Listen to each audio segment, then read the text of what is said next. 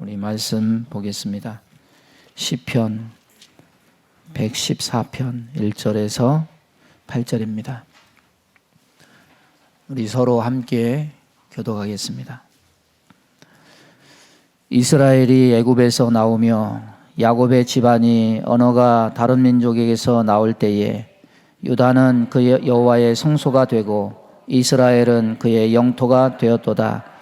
바다가 보고 도망하며 요단은 물러갔으니 산들은 수량들 같이 뛰놀며 작은 산들은 어린 양들 같이 뛰었도다. 바다야 내가 도망함은 어찌함이며 요단아 내가 물러감은 어찌함인가. 너희 산들아 수량들 같이 뛰놀며 작은 산들아 어린 양들 같이 뛰놀면 어찌함인가. 땅이여 너는 주 앞 곧 야곱의 하나님 앞에서 떨지어다. 그가 반석을 쳐서 몬 물이 되게 하시며 차돌로 샘물이 되게 하셨도다. 아멘. 우리 임순인 권사님 예배 함께 드릴 수 있어서 감사합니다. 병원에 입원해서 중환자실 들어가셨다고 할 때 제가 간절히 뭐라고 기도했냐면, 하나님 아들 며느리 임직식, 영광의 임직식, 하나님 그거는 보고 부르셔야지 이렇게 갑자기 부르시면 어떡합니까? 예? 근데 하나님이 기도를 들어주셔가지고 건강하게 또 이 자리에 함께 예배 함께 할 수 있었습니다. 예, 건강하게 앞으로도 하나님 주신 분복을 누리면서 평안한 삶이 되기를 바랍니다. 또 우리 이경배 집사님 또 많이 아프셔가지고 얼굴을 못 뵀는데 건강한 모습으로 함께 예배할 수 있어서 정말 또 감사합니다.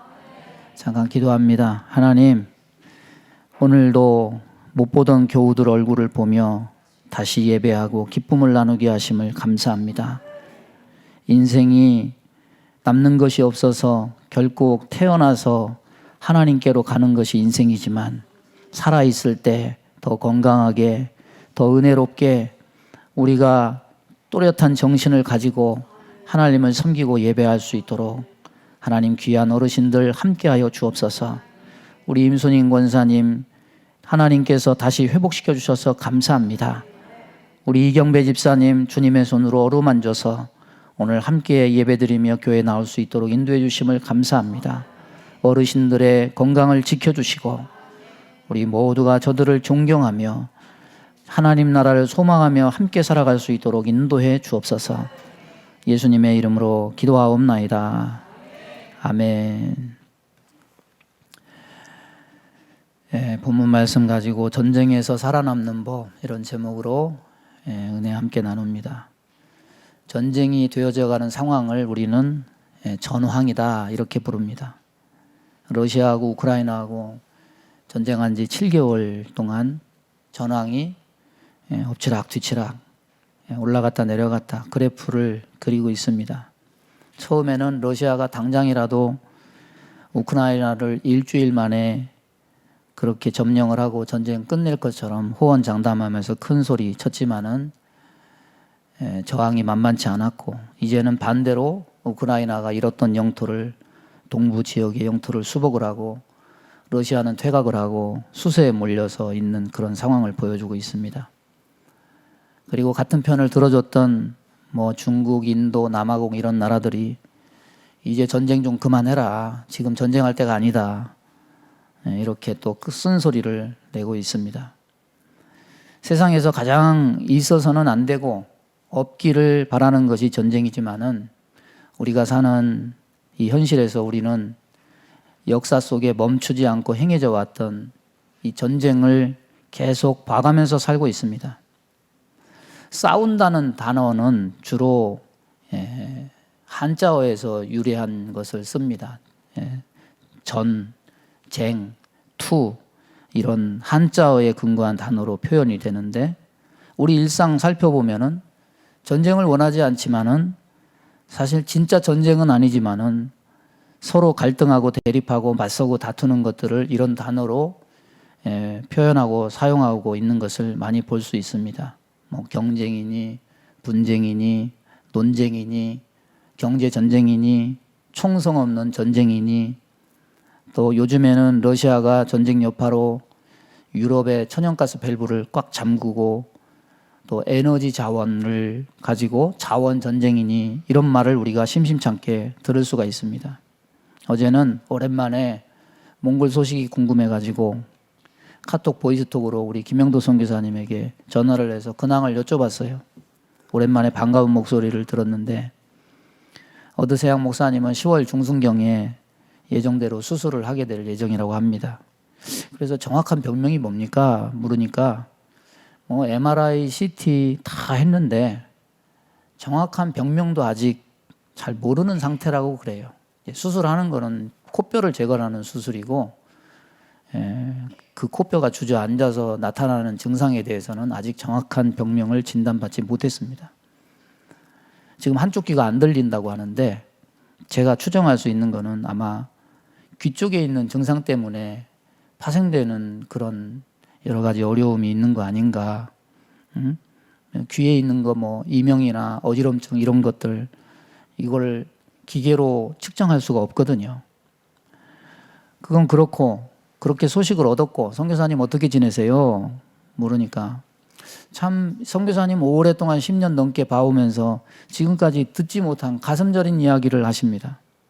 지금 몽골에 계시면서 몽골 정부 정책이 바뀌어가지고 선교가 중단될 위기를 맞기도 하고 때로는 추방될 위험에 처했기도 하고 정말 히브리서 11장 믿음의 사람들이 당하는 모든 환난, 고난 다 당했어도 항상 믿음으로 굳건한 그런 모습을 보이셨는데 처음으로 뭔 소리를 하나요? 목사님 정말 너무 힘듭니다. 여러 가지 일들이 있는데 여기는 정말 전쟁입니다. 이런 말씀을 하시더라고요.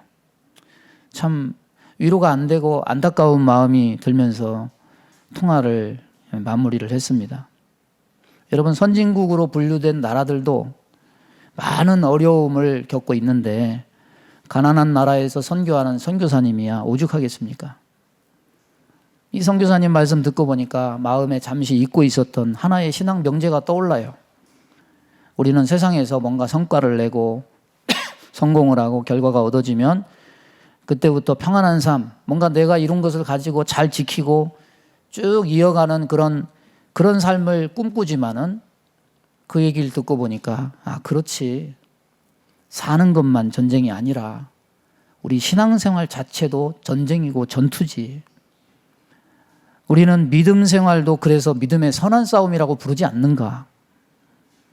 여러분 이 세상은 우리가 꿈꾸는 것처럼 평화롭고 아름답고 여유 있는 삶으로만 흐르지 않습니다. 오늘 말씀은 이번 주 금요기도회 때 묵상했던 말씀입니다. 114편은 무슨 내용입니까? 이스라엘이 유월절과 함께 출애굽하고 홍해를 건너고 광야 생활을 한 내용을 이 8절에 담으면서 하나님의 나라 백성으로 선택하고 구원하고 이끄신 그 하나님의 은혜를 기억하게 하는 말씀이에요. 그냥 들으면요. 하나님이 출애굽하게 하셨다. 우리 다 아는 얘기 아니에요. 홍해를 건너게 하셨다. 광야에서 먹이시고 입히셨다. 가볍게 듣지만은 곰곰이 이 말씀을 세밀히 살펴보면요. 이 말씀에도 그 바탕이 다 전쟁이 깔려 있어요. 그걸 깨닫게 돼요. 여러 가지 다툼, 갈등, 싸움, 전쟁이 엿보입니다. 하나님은 우리를 이 전쟁터 같은 세상에서 구원하시는 하나님이시구나. 하나님은 또 이 전쟁터 같은 세상에서 자기 백성에게 살아남는 법을 우리에게 또한 가르쳐 주시는구나. 이것을 깨닫게 돼요. 여러분, 어느 누구도요, 이만하면 됐다. 야, 이젠 보따리 좀 풀어놓고 편하게 살자. 누리면서 살자. 이런 마음 쉽게 갖지만은 세상 사람 하는 말로 뭔 운명의 장난인지 이 모든 것을 한순간에 다 분탕질하고 회방 놓는다고 우리는 야속하다고 그렇게 말할 때가 있지 않습니까? 그렇습니다. 회방 놓는 것들이 한두 가지가 아니죠. 우리는 평안을 원하지만은 세상은 전쟁터와 같은 곳이에요. 우리 모두에게 이 전쟁터와 같은 곳에서 안정과 안전이 필요하지 않습니까? 이 전쟁 같은 세상 속에서 어떻게 살아남아야 되는가? 여기에 대한 해안이 필요하지 않습니까? 오늘 주의 말씀을 통해서 그것을 얻는 시간이 되기를 바랍니다. 1절 보면은 이스라엘이 애굽에서 나오며 야곱의 집이 방언 다른 민족에게서 나올 때에, 이스라엘 민족의 출애굽 사건을 말한 겁니다. 출애굽은요, 인애굽이 아니에요. 나오는 거예요. 예? 그래서 출애굽이에요. 애굽이라는 방언이 다른 민족에게서 나오는 것이 곧 구원의 시작이다. 여기서의 관점은 이겁니다. 왜 하나님은 인애굽 시키지 않으셨나? 애굽이 지정학적 위치로는 가나안 땅보다 훨씬 좋습니다. 동서남북 사막과 바다로 둘러싸여서 함부로 이민족이 침투할 수 없어요. 가나안은 다 뚫려가지고 사방에서 적들이 몰려와요. 또 먹고 사는데도 애굽만한 곳이 없습니다. 가나안 땅은 이른 비와 늦은 비 안 오면은 1년 농사 망치는, 하늘만 봐야 되는 그런 땅이에요. 그런데 애굽은 비가 안 와도 나일강의 범람으로 1년에 2모작 3모작 가능한 그런 곳입니다. 애굽이 훨씬 좋습니다. 그러니까 차라리 애굽을 탈출하느니 애굽을 전복해서 우리 식대로 표현하면 우리 애굽 민족 몰아내고 그 땅에다 태극기 꼽자. 이것이 사실 우리가 원하는 더 좋은 구원이 되지 않겠습니까? 그런데 그 좋은 땅, 그 좋은 위치의 땅에 인애굽하지 말고 출애굽하라. 그리고 또 구별짓는 또 다른 단어가 하나 나옵니다. 다른 민족에게서 나올 때에, 따라서 보겠습니다. 다른 민족에게서 나올 때에, 민족을 구별짓고 있어요. 다른 민족이라고 부르는 것은 그와 대비되는 이스라엘 역시 이제는 민족적인 크기로 성장했음을 의미함과 동시에 이스라엘 민족이 드디어 다른 민족이 아니라 이제는 하나님의 백성, 하나님의 나라로 구별되어졌다는 것을 암시해 주는 겁니다. 구원은요, 세상에 동화되는 것이 아닙니다. 구원받은 백성은 세상의 수많은 민족들과 다른 민족이라는 것과 그 세상 속에서 나오는 거예요. 창세기 말씀 보면 예를 들어 야곱이 세겜에 도착했을 때 야곱의 딸 디나에게 반한 하몰의 일로 그 추장이 제의한 것이 뭡니까? 우리 서로 민족을 합치자. 우리 통혼하자.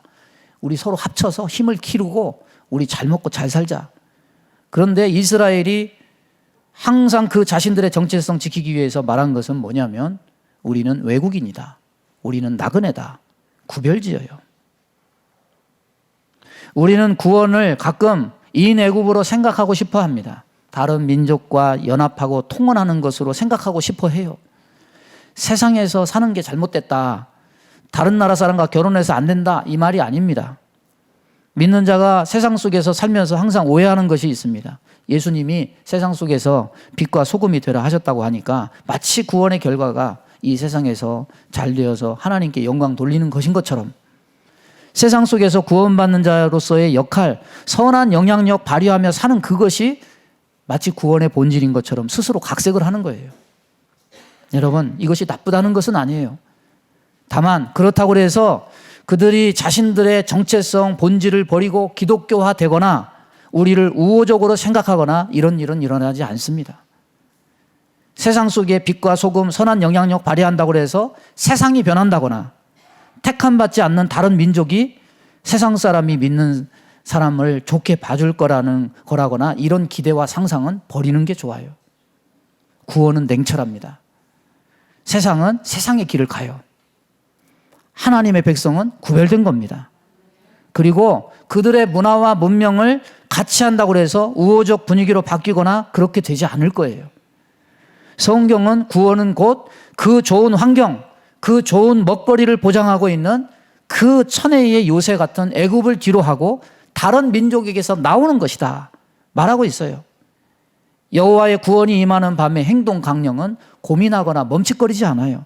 6월절의 밤에 이렇게 말씀하십니다. 너는 허리에 띠를 띠고 발에 신을 신고 급히 먹으라. 빨리 나오라는 거죠. 고민하고 생각해보고 한 것이 아니라 구별과 행동이 엄격했습니다.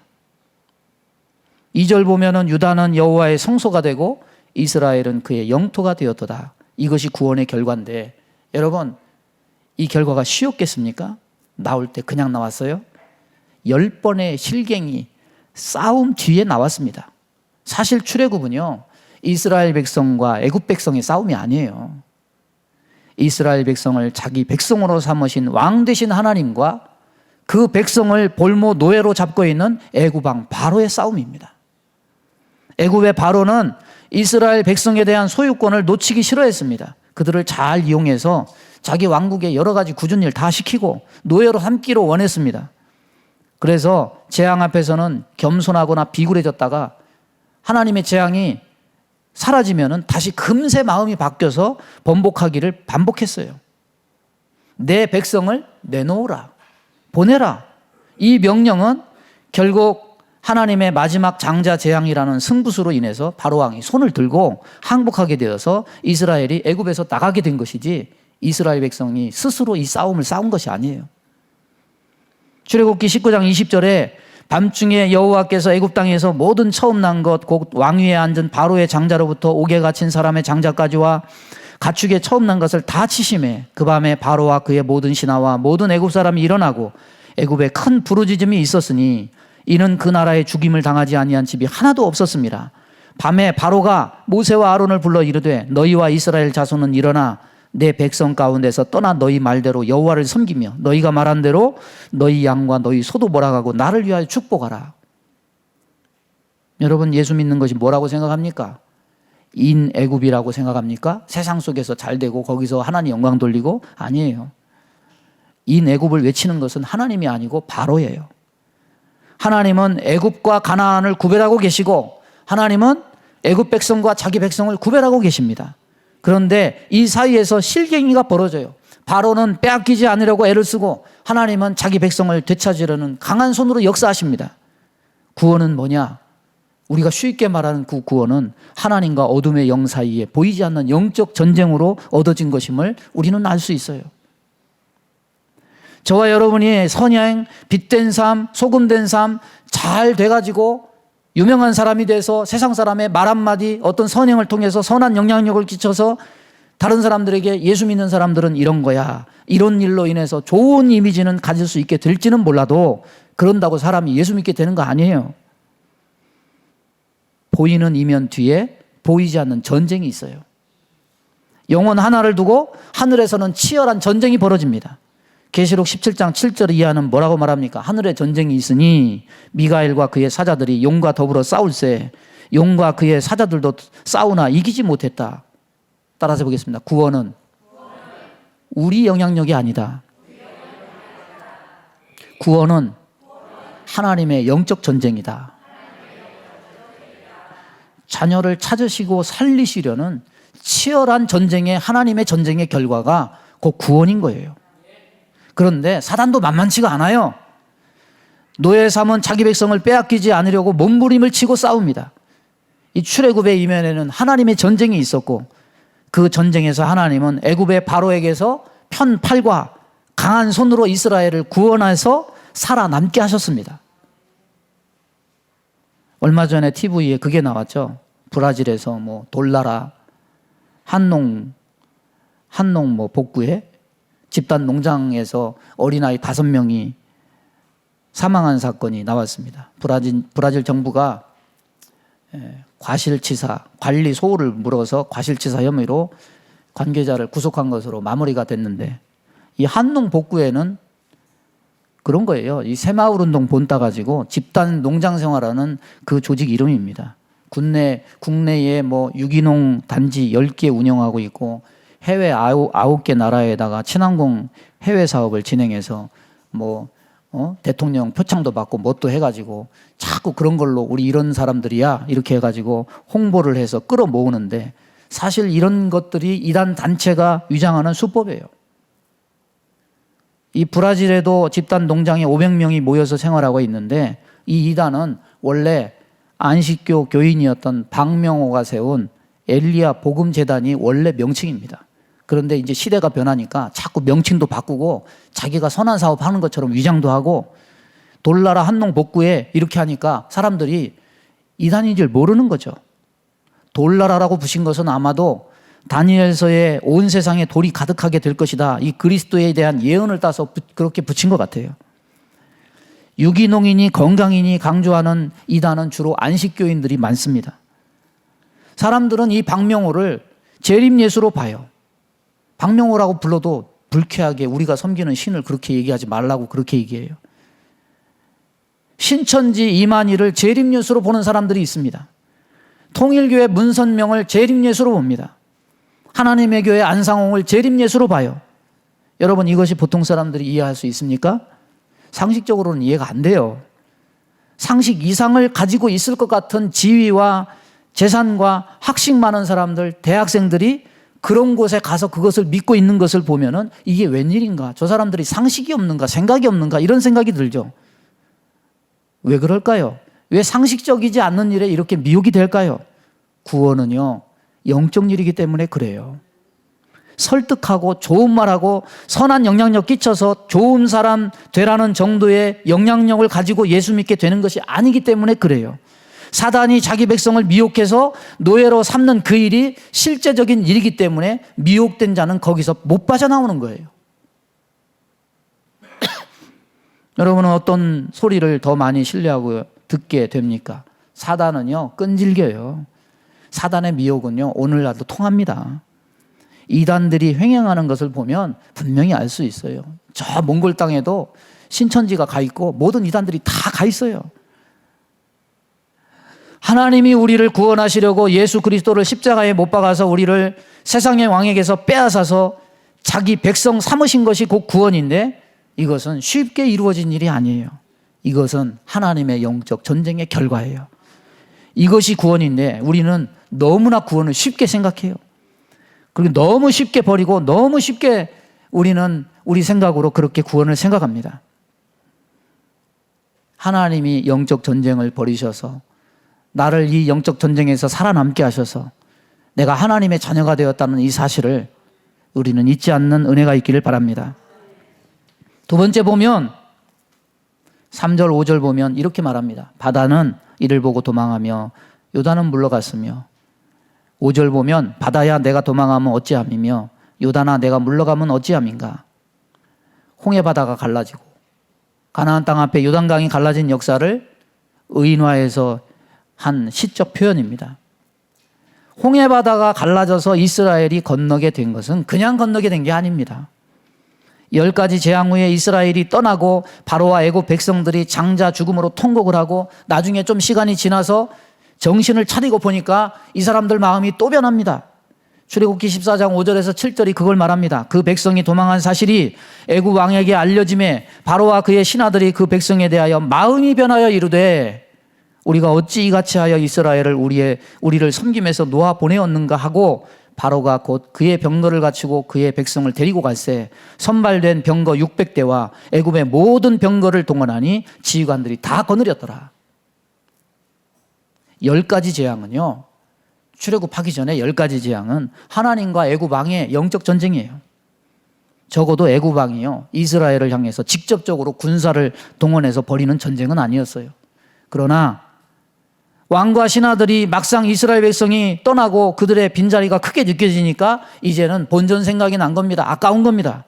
그래서 이제는 직접적으로 이스라엘 백성들을 향해서 진짜 군사들을 모으고 병기를 갖추고 병거를 다 동원해서 추격전을 펼치기 시작해요.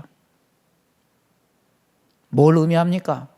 하나님이 우리를 구원하셔서, 우리를 애굽에서 10가지 재앙에서 우리를 구원하셔서 6월절이 지났어도 사단의 집착은 계속되는 거죠. 전쟁은 계속되는 거예요. 십자가 사건 이후에도 사단의 역사는 계속돼요. 구원은 하나님이 사단의 손아귀에서 우리를 구하시는 역사지만, 신앙생활은 우리 삶에 직접적으로 역사하는 사단의 전쟁터가 돼요.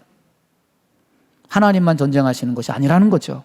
우리도 어쩔 수 없이 전쟁을 하게 돼요. 이것은 사단의 추격전입니다. 요즘 차가 정말 디지털로가 돼가지고 정말 눈부시게 발전하고 있어요. 차 전체에 그냥 센서가 얼마나 많이 달렸는지, GPS도 다 차량이 다 탑재되어 있고, 갑자기 옆에서 차가 갑자기 이렇게 치고 들어오면 센서가 작용해가지고 지가 알아서 핸들을 확 틀어가지고 그것을 다 감지해서 옆으로 틀더라고. 아니면 운전자가 졸다가 전방주시 태만해가지고 앞차에 이렇게 가까이 가면은 지가 알아서 속도를 확 줄이더라고요.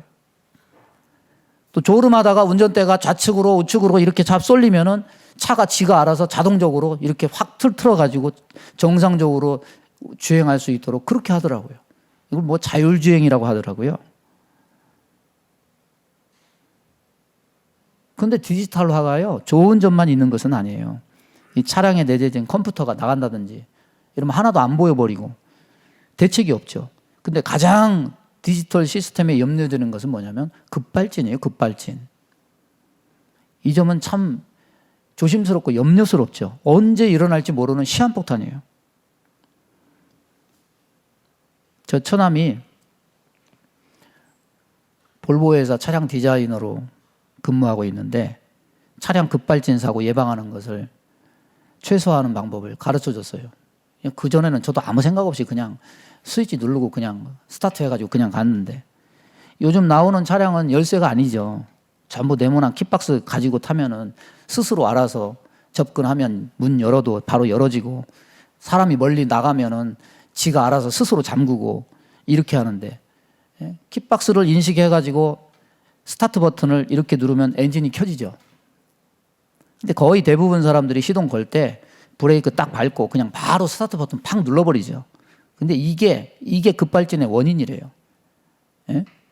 먼저 전원 공급이 윙 하고 딱 소리 난 다음에 전원 공급이 되고, 그 다음에 두 번째로 이 스타트 버튼을 눌러야 이게 급발진 사고가 안 일어나는데, 전원 들어오기도 전에 그냥 먼저 브레이크 밟고 탁 눌러버리면 거기서 시스템 오류가 탁 일어나고, 예? 컴퓨터 오류가 나가지고 거기서 급발진해가지고 사고가 난다 그래요.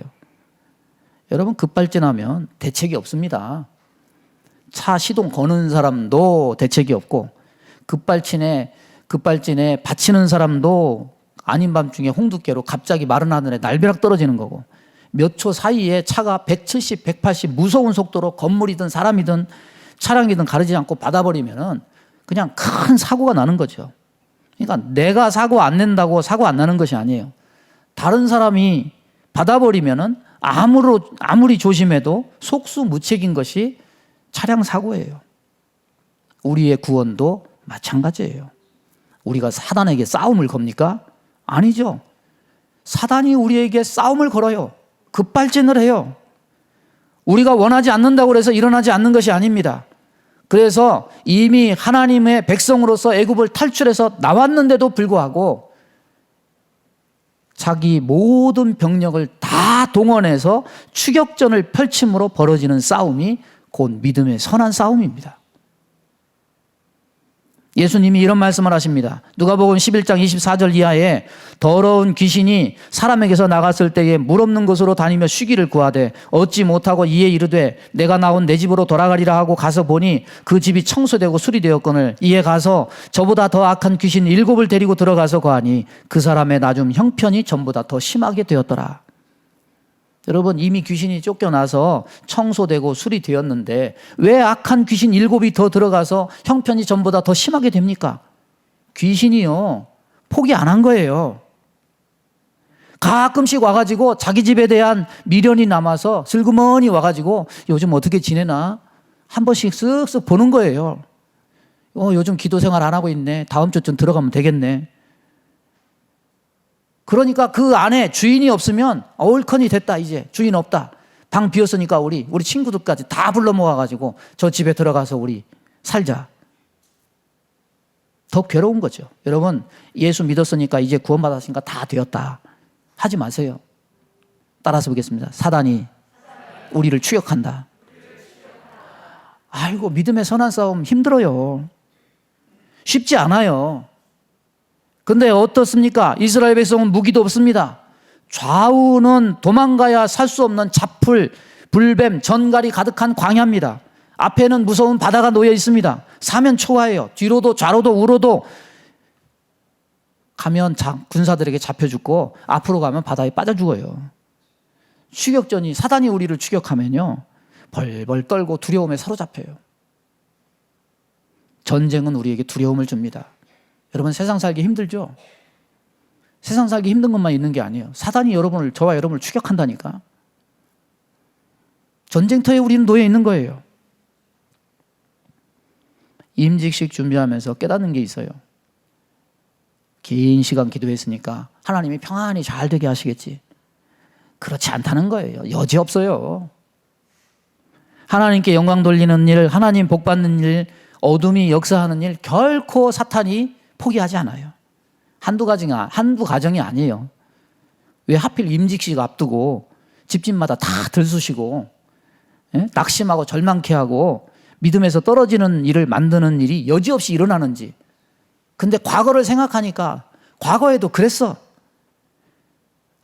이 사탄이 추격전을 펼치는 이상 교회는 결코 평안할 수가 없겠구나. 우리는 전쟁터에 놓여 있구나. 다행히 모든 분들이 잘 극복하고 견디고 인내하며 견디시는 것을 보면서 하나님께 감사할 뿐이에요. 뒤에는 추격하는 군대, 앞에는 바다, 좌우는 광야. 이제 둘만 남았어요. 애굽 전차부대에 살육을 당하느냐 아니면 바다에 빠져 죽느냐. 양당 간에 선택해야 돼요. 그러기에 이스라엘 백성들이 좌절하고 낙심하고 급기야 모세까지 원망합니다. 모세를 향해서 애굽에 매장지가 없어서 우리를 여기까지 나와서 죽게 하느냐 원망하고 불평해요. 그런데 하나님이 뭐라고 말씀하십니까? 너희는 가만히 있어. 내가 하나님 됨을 알지어다. 내가 열방과 세계 중에서 높임을 받으리라. 여러분, 사단이 추격전이 있다고 해서 두려워하지 마세요. 우리를 직접적 타격으로 놓고 버리는 추격전에서 중요한 것은 뭐냐면 나의 선택입니다. 내 선택이 중요해요. 원망과 불평에 두려움에 함몰되면 결국 추격하는 군대에 몰살되거나 바다에 빠져 죽어요. 이 추격전에서 우리가 승리하게 되는 것은 하나님을 끝까지 신뢰하는 것에 달려 있습니다. 전쟁에서 살아남으려면 선택 잘해야 돼요. 믿음의 승부수를 던져야 됩니다. 내가 두려움과 원망에 질 것이냐 아니면 내가 끝까지 죽으면 죽으리라 하나님을 신뢰할 것이냐. 우리의 믿음의 선한 싸움은 여기서 결판나는 거예요. 10가지 재앙 속에서 구원하실 때 하나님이 보여주신 것이 뭡니까? 하나님은 그 재앙 중에 이스라엘 백성은 털끝 하나 상하지 않도록 보호하십니다. 그러나 바로가 그 칼끝을 백성에게 보일 때 이제 백성은 보호받는 백성으로서만 가만히 있으면 안 돼요. 전능하신 하나님을 신뢰하는 믿음의 승부수를 던져야 돼요. 따라서 보겠습니다. 믿음의 승부수를 던지자. 결단하시기 바랍니다. 내가 하나님을 신뢰하는 일로 인해서 죽으면 죽을지언정 내가 이 두려움과 원망에 함몰되지는 않을 것이다. 각오를 새롭게 하세요. 이스라엘 백성에게는 바다도 두려워요. 애국 군대 추격 또한 두려워요. 그러나 보십시오. 이스라엘이 하나님을 신뢰하니까 하나님은 이 두 가지를 다 극복해 하십니다. 그 두려움의 바다가 생명길이 됐습니다. 두려움이 생명의 길로 바뀌게 하셔요. 뒤에 쫓아오는 두렵게 하는 애굽의 군대는 그 두려움의 물에 다 수장시켜 전멸시켜버려요. 구원받으면 꽃길만 펼쳐지지 않아요. 사단의 추격전이 있어요. 누구에게나 사단의 추격전이 펼쳐지면은 우리는 결단해야 돼요. 믿음의 승부수를 던지자. 하나님은 이스라엘 홍해 사건을 통해서 이 사단의 추격전, 전쟁에서 살아남는 법을 우리에게 가르쳐 주십니다. 따라서 보겠습니다. 믿음의 승부수를 던지자.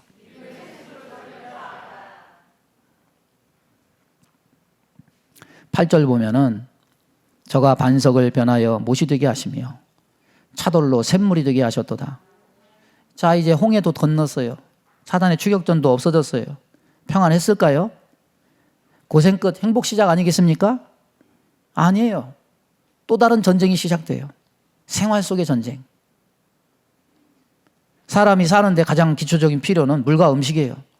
이스라엘이 애굽을 떠날 때 준비한 양식은 한 달 분량입니다.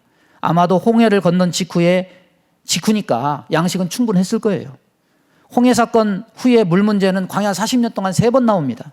홍해를 건너고 3일 후에 물이 없어서 원망해서 마라의 쓴물을 단물로 바꾼 사건, 그리고 가데스 바네아에서 2번이나 반석을 명하거나 쳐서 물을 낸 그 사건. 8절은 반석을 말하고 있는 것을 보니까 이것은 홍해 후에 마라 쓴물 사건을 두고 하는 말이 아니라 바로 가데스 바네아에서 일어난 그 두 번의 물 다툼 사건을 두고 말씀하는 것임을 알 수 있습니다. 추석 다음에 뉴스에 국민 기본 간식 초코파이와 라면이 10% 올랐다. 서민들에게 가장 민감한 문제는 먹고 사는 민생 문제입니다. 강대국 대통령이든 약소국 대통령이든 민생 문제를 해결하는 것은 최고의 국정 과제예요. 모세는 200만 명 이상의 이 백성을 이끌면서 여러 번 돌에 맞아 죽을 뻔했어요. 왜? 민생 문제, 생활 문제, 양식과 물의 문제 때문에. 하나님이 이스라엘 백성을 광야에 두시며 배우고 깨닫게 하시고 알게 하시기를 원하신 것이 뭡니까? 신명기 8장 3절에 너를 낮추시며 너를 줄이게 하시며 너로 알지 못하며 내 조상들도 알지 못하는 만나를 내게 먹이신 것은 사람이 떡으로만 사는 것이 아니요 여호와의 입에서 나오는 모든 말씀으로 사는 줄을 내게 알게 하려 하심이라. 만약 구원받은 우리가 이 말씀대로 떡보다 물보다 여호와의 말씀으로 사는 것을 끝까지 믿고 신뢰한다면 좋겠지만, 이스라엘의 광야 생활을 보아도 예수님 시대에 갈릴리에 따라다닌 사람들을 보아도 사람들은 어떤 기대를 가지고 예수님 쫓아다니느냐? 생활의 기대를 가지고 하나님을 쫓고 따라요. 근데 그 기대가 식어버리고 그 소망이 없어지면은 뒤도 안 돌아보고 예수님 버리고 하나님 원망하고 헌신짝처럼 다 버려버려요. 추격전이 없으니까 이제는 전쟁이 없느냐? 아니에요. 적이 사라지지 않아요. 생활 속에 전쟁 일으키는 주범은 누구냐? 다른 적이 아니라 내 자신 안에 있어요. 내 자신이 하나님의 적이 됩니다. 내 안에 있는 욕망이 전쟁을 일으키는 주범입니다. 사단이 이 욕망을 더 부채질해서 유혹합니다. 하지만 생활 속에 우리가 믿음을 잃게 되면 우리의 마음은 어떻게 됩니까? 그 반석처럼 딱딱한 돌처럼 굳어져요. 전쟁에는 사단의 추격전만 있는 것이 아니에요. 내가 하나님과 전쟁을 치르는 장사자가 되기도 하는구나. 세상에서 가장 딱딱한 것, 세상에서 가장 변하기 어려운 것, 세상에서 가장 강팍하고 굳은 것은 돌이 아니에요. 바로 인간의 마음입니다. 원래 반석은요, 이 말씀 해석할 때 원래 반석은 그리스도를 의미합니다. 가데스 바네아에서 이 반석을 깬 사건은 그리스도가 자신을 깨서 세상에 생명수를 흘려주시는 것을 의미해요. 그러나 오늘 전쟁이란 주제로 이것을 보면은 한편으로는 우리는 신앙생활에서 일어나는 전쟁이라는 주제를 통해서 이 말씀을 볼 때 이 딱딱한 돌은 우리 자신의 굳은 심령을 상징하기도 합니다. 광야의 돌들, 반석이 스스로 깨지는 거 봤습니까? 이 광야의 돌과 반석은 스스로 깨진 게 아니에요. 하나님의 명에 의해서, 하나님의 치심에 의해서 한 번은 지팡이로 치고 한 번은 하나님의 말씀으로 명합니다. 그러니까 그 돌이 깨지고 그 안에서 생명수가 흘러나오게 됩니다. 사람이 사람을 고쳐요? 못 고쳐요? 못 고쳐요. 내가 나를 고쳐요? 못 고쳐요? 못 고쳐요. 사람을 변화시키는 분은 그 반석을 깨시는 하나님밖에 없어요. 마음이 돌처럼 차돌처럼 단단하게 굳어 완악하고 강팍하기 그지없는 죄인을 하나님은 때로 다투십니다. 이 전쟁에서 하나님은 그 돌 같은 마음을 깨부셔요. 때로 말씀으로, 때로 지팡이로 우리를 때리십니다. 그럴 때 마음이 깨지고 굳은 심령이 부드러워지고 하나님의 은혜가 부어져서 그리스도의 생명수가 그 심령 안에 흘러나오게 돼요. 출애굽기 17장 7절에 뭐라고 말합니까? 그가 그곳 이름을 마사 또는 무리바라 불렀으니 이는 이스라엘 자손이 다투었으며 또는 그들이 여호와를 시험하여 이르기를 여호와께서 우리 중에 계신가 안 계신가 하였습니다. 생활의 염려로 하나님과 다투지 마십시오. 불평을 하든지 시험을 하든지 결국 믿음을 담보로 우리가 애굽을 그리워하게 되는 거예요. 뭘 먹을까, 뭘 입을까, 뭘 마실까 염려하지 말라. 이는 다 이방인들이 구하는 것이다. 너희는 먼저 그의 나라와 그의 의를 구하라. 그리하면 이 모든 것을 너희에게 더하시리라. 결국 구원 전쟁은 마귀의 추격전이 문제라기보다 내 안에 굳은 마음이 제일 문제가 돼요. 이 마음이 하나님과 다퉈요. 구원을 위한 전쟁은 곧 우리 마음이 깨질 때 변화되고 완성됩니다. 이 말씀 묵상하면서 야곱의 씨름 사건이 생각이 나더라고요. 천사와 씨름하던 야곱, 밤새도록 자기를 축복하지 않으면 놓지 않겠다고 천사와 씨름하죠. 그래서 창세기 32장 말씀 보면은 자기가 야곱을 이기지 못함을 보고 그가 야곱의 허벅지 관절을 치매 야곱의 허벅지 관절이 그 사람과 씨름할 때 어긋났더라. 이스라엘은 하나님과 겨루어 이긴 자라는 뜻이에요. 근데 사실은 야곱은 이긴 게 아니에요. 이 고관절이 부러져서 절름발이가 됐습니다. 진 거예요. 근데 왜 이긴 게 됩니까? 하나님과 겨루어 이길 자는 없어요. 하나님과 이기는 방법은 뭐냐? 내가 부러지고 내가 깨지고 내가 가루가지고 내가 녹아지고 내가 낮아지고 이럴 때 우리가 하나님의 은혜를 입게 되는 겁니다. 이 사람이 하나님께 간구할 때 하나님의 응답을 얻게 되는데 이런 면에서 야곱은 하나님과 겨루어 이긴 자가 된 거라는 거예요. 육신의 보존에서 헤어나오지 못하면 결코 마음은 깨어질 수가 없어요. 자기 자신과 싸우는 이 전쟁에서 살아남으려면 우리도 부러져야 되고 깨어져야 되고 고운 가루가 돼야 돼요. 그래야 우리는 이 구원의 전쟁에서 승리할 수가 있습니다. 말씀을 정리합니다. 사람들이 보여주죠. 나는 평안하게 살고 나는 행복하게 살아. TV 속 드라마 속 그 어떤 누구는 다 그렇게 사는 것처럼 보입니다. 그걸 보면 부럽고 야 나도 좀 저렇게 살면 좋겠다. 그런데 보이는 것 외에 보이지 않는 이면이 분명히 있어요. 삶은 보이는 것처럼 그렇게 평안하지 않아요. 하나님과 사단 사이에 전쟁이 벌어지고 있기 때문에 찾고 빼앗기는 싸움이 지속되기 때문에 그래서 눈에 보이는 게 전부가 아니에요. 눈에 보이지 않는 일들을 안다면 우리는 이 땅에서 우리가 원하는 대로 평안하거나 안주하면서 안식할 수 없는 땅임을 깨달을 수 있어요. 그렇다면 이 전쟁 같은 세상 속의 삶에서 어떻게 승리하고 살아남을 수 있을까? 하나님이 택한 자를 사단의 손에서 구원하시면 우리가 뒤쫓아오는 추격전에서 우리가 그리스도를 온전히 바라봄으로 홍해가 열리면 끝까지 주를 신뢰하면 우리의 마음이 반석같이 굳은 마음이 깨어지면 하나님은 우리를 이 전쟁에서 승리케 하실 겁니다. 오늘도 이 전쟁에서 승리하며 살기를 소원하는 자들이 다 되기를 바랍니다. 믿음의 결단을 하고 항상 믿음으로 승리하는 저와 여러분 되기를 주님의 이름으로 축원합니다. 우리 주의 한번 부르고 합심하여 기도합니다. 주여 하나님 아버지 감사합니다. 오늘도 주의 말씀을 우리에게 허락해 주심을 감사합니다. 성령님 우리 가운데 임하여 주옵소서. 우리 안에 역사해 주옵소서. 주님